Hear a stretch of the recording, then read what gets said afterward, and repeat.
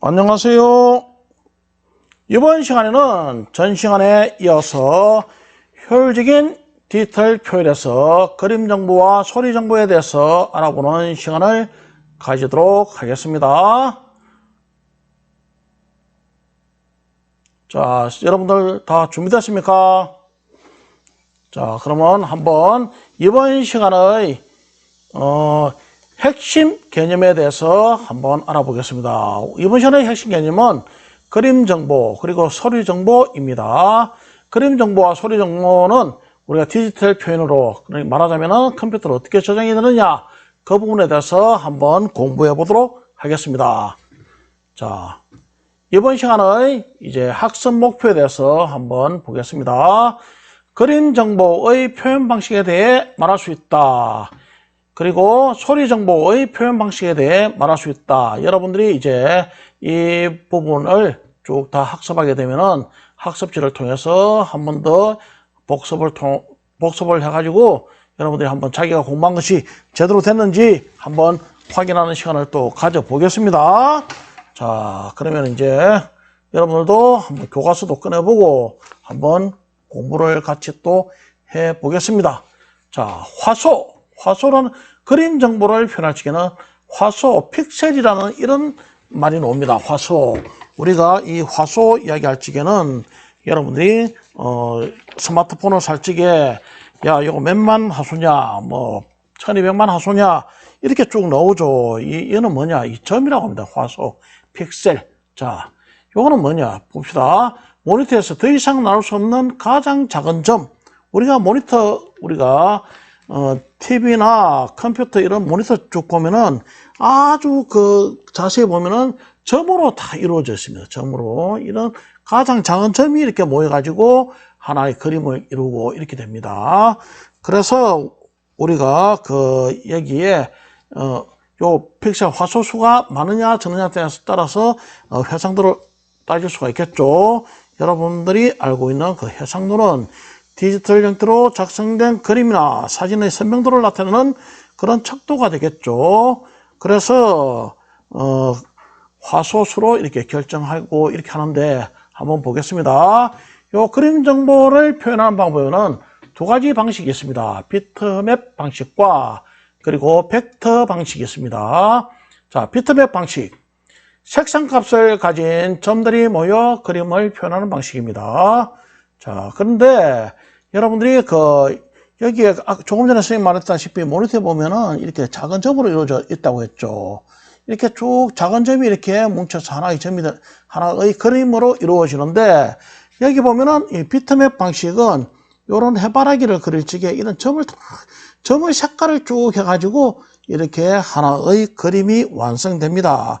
그래서 모니터에서 더 이상 나눌 수 없는 하나의 작은 점 이런 것들이 모여가지고 이렇게 하나의 그림을 표현하는 그런 방식입니다. 자, 그래서 여러분들이 가지고 있는 스마트폰은 대부분이 다 요 비트맵 방식으로 저장됩니다. 그 비트맵 방식은 여러분들이 JPG라고 하죠. JPG 방식으로 다 이렇게 저장이 됩니다. 그리고 GIF 방식 이렇게 쭉 비트맵 방식의 확장자도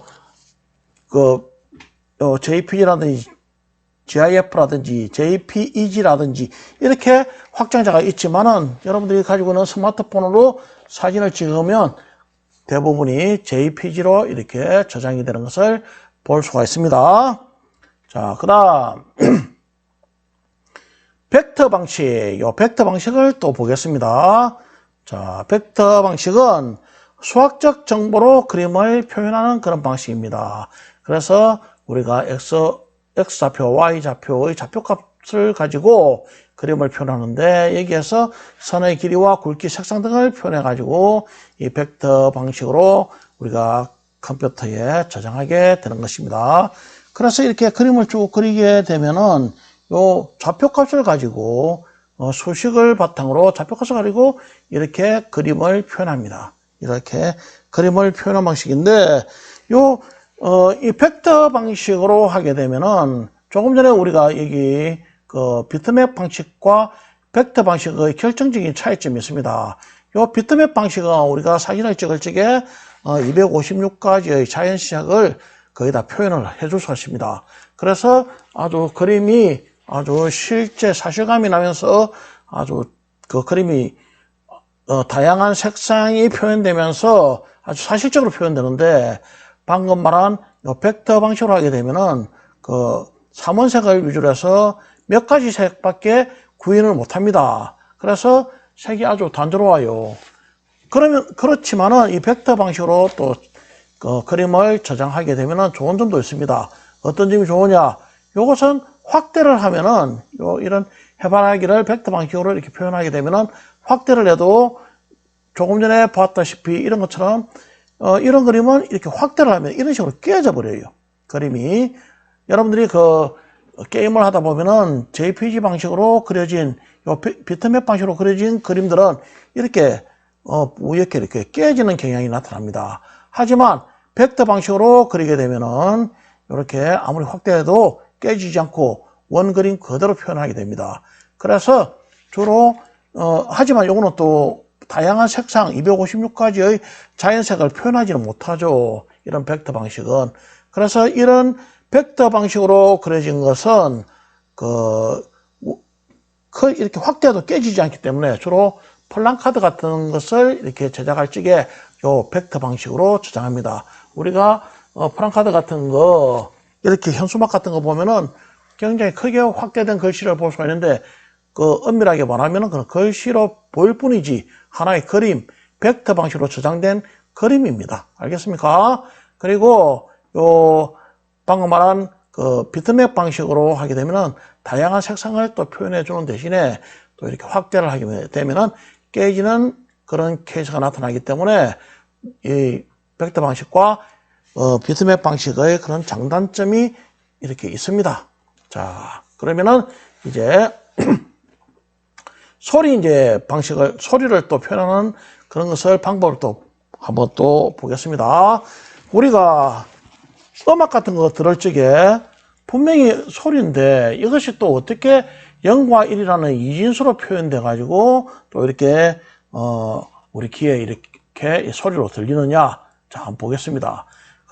자연현상, 물 흐르는 소리라든지 이런 아날로그 소리, 바람 소리 이런 것을 갖다가 어떻게 0과 1이라는 소리로 이렇게 0과 1이라는 이진수로 또 표현해 가지고 디지털 변환해서 우리한테 귀에 또 소리로 들리는지, 그걸 어떻게 저장을 하는지 그 표현 방법에 대해서 한번 또 보겠습니다.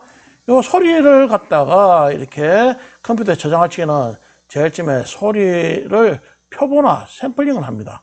표본화하고 양자화하고 보호화 해가지고 이진수로 이렇게 코드화해서 저장을 하게 됩니다. 자, 이러한 과정을 거쳐가지고 되는데, 이제 표본화는 도대체 어떤 것이냐. 자, 보겠습니다.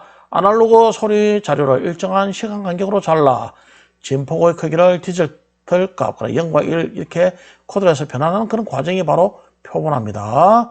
이렇게 아날로그 소리, 이렇게 우리가 먼저 시간에 배웠습니다.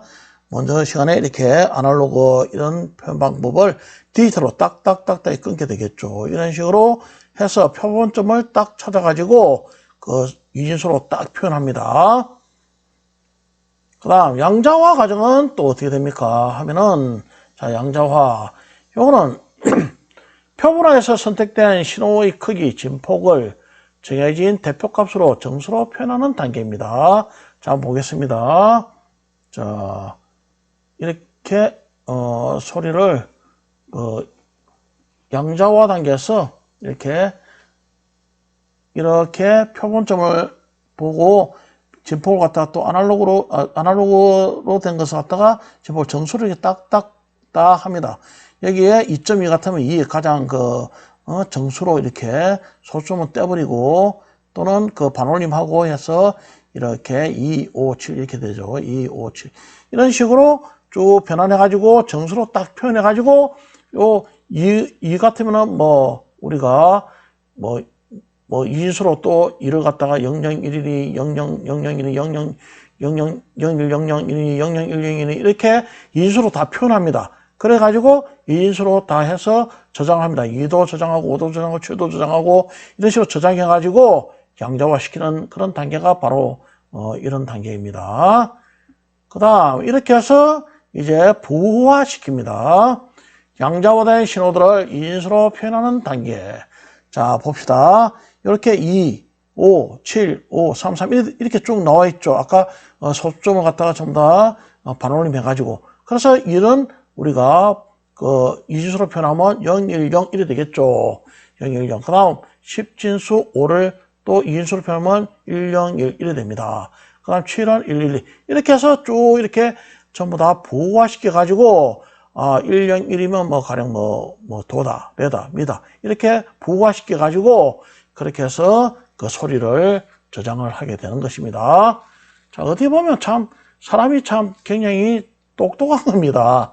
어떻게 그 컴퓨터한테 이렇게 전부 다 그 아날로그 신호로 갖다가 어떻게 그 디지털 신호로 이렇게 저장을 할 수가 있는지 참 그 대단한 사람의 그 능력은 참 대단한 것 같아요. 그래서 그 이 보호화된 것 갖다가 다음에 그 컴퓨터에 저장하게 되겠죠.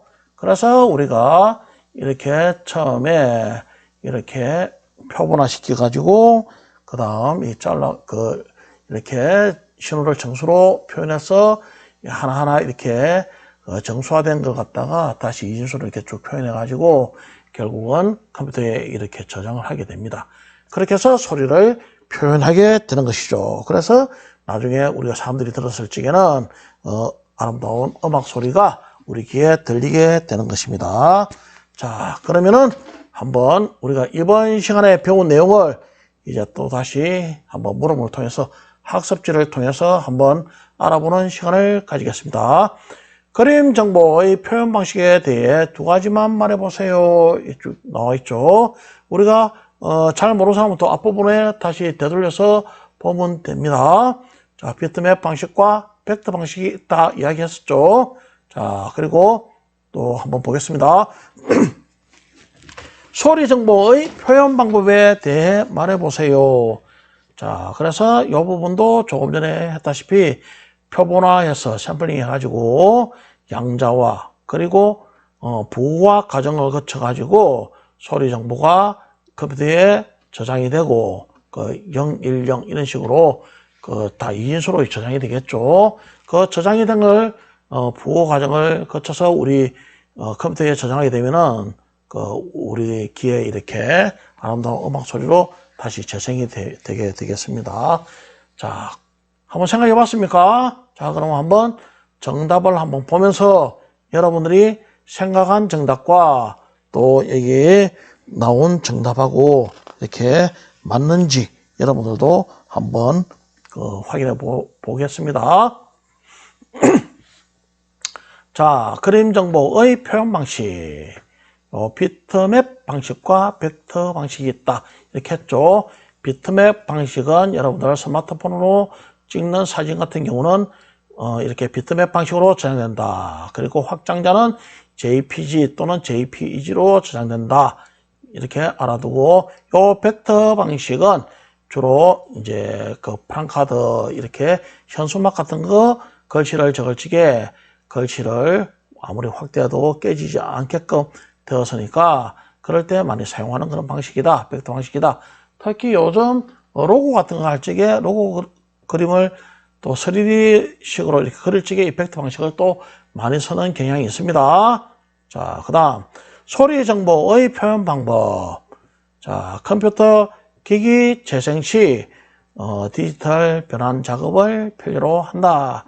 그래서 우리가 먼저 소리를 갖다가 표본화 한다고 했죠. 샘플링. 그래서 아날로그 소리를 일정한 시간 간격으로 잘라가지고 진폭의 크기를 디지털 값으로 변환시키는 그런 과정이 표본화.